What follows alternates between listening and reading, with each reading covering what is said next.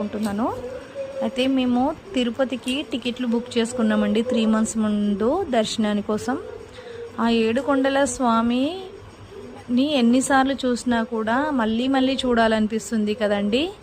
మేమైతే ఒక 2 months back వెళ్ళాము. మళ్ళీ తర్వాత కూడా వెళ్ళవలసి వస్తే మేము టికెట్లు అనేది బుక్ చేసుకోవాల్సి వచ్చింది. తర్వాత ఏమైంది అంటే అక్కడ వార్ నడుస్తుంది, ఇంకా మీరు వద్దు వెళ్ళొద్దు అని చెప్పేసి మా వాళ్ళు అయితే ఫోన్ చేసి వద్దు అంటే వద్దు అని చెప్పారు. సో మేమైతే అమ్మ వాళ్ళు అంతలా చెప్పేసరికి మేమైతే క్యాన్సిల్ చేసుకున్నాము ట్రిప్ని. అసలు ఇలా ఎందుకు అయింది